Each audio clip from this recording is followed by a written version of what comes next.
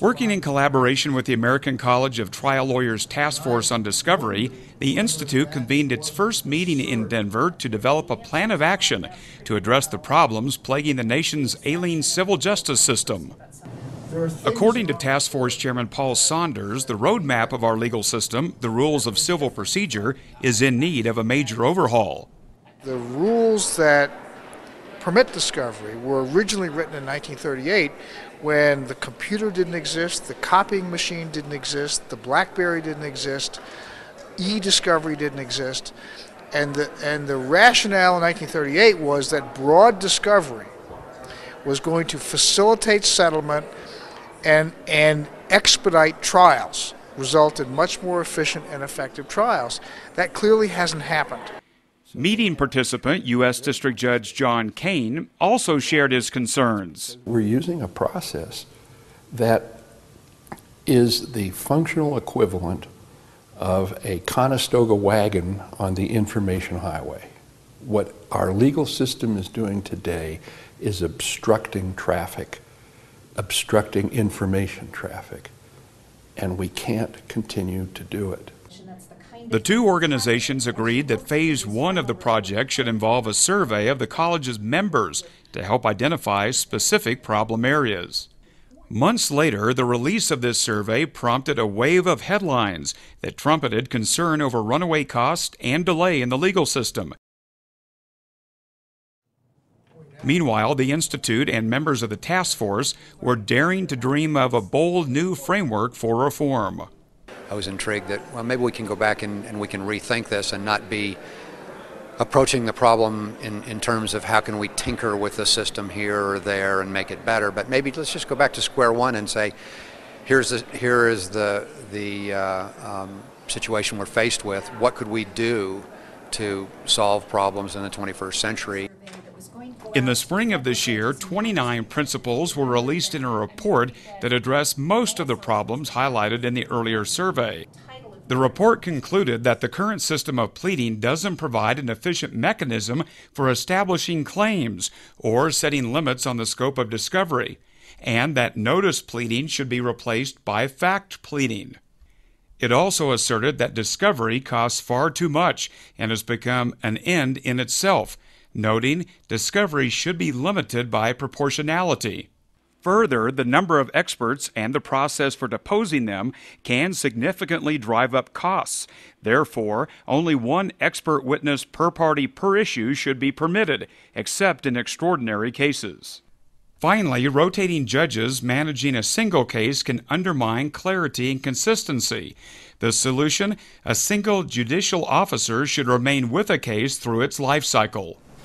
But these principles were also developed to ignite an energetic and constructive conversation among the nation's thought leaders, including the 32 renowned civil justice system experts who attended the Institute's 2009 Civil Rules Summit. The lawyers, the judges, the clients that are representing here today all feel like there are reasons to talk.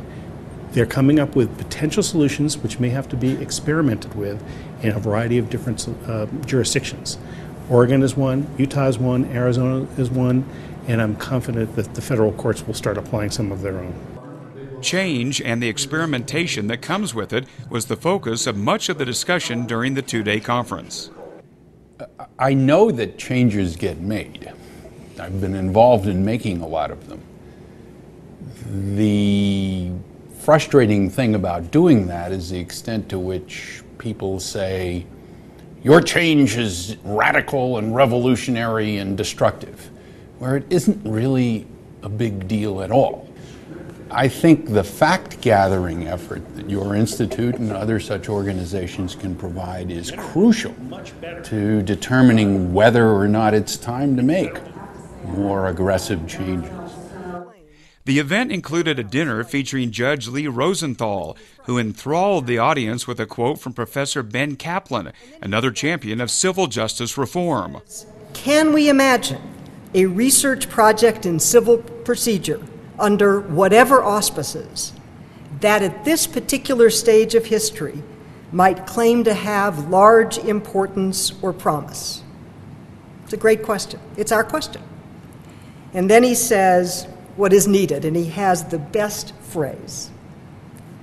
We must do, quote, original research into dark places. In her remarks to the audience, Institute Executive Director Rebecca Love Corliss captured the essence of the spirit of collaboration that permeated discussions throughout the event. All of us here tonight are united by one common purpose. We care deeply about America's system of justice. We share concerns about its future, but we are committed to fixing its problems. During the course of the summit, important relationships were strengthened, helping to further accelerate interest in the Rules Initiative and triggering a national conversation on system problems and solutions. Leveraging this momentum, the Institute is forging ahead with a host of new projects, including development of model rules to be piloted by a number of states, also conducting further research to pinpoint the sources of cost and delay, and continuing to engage key players in this crucial dialogue.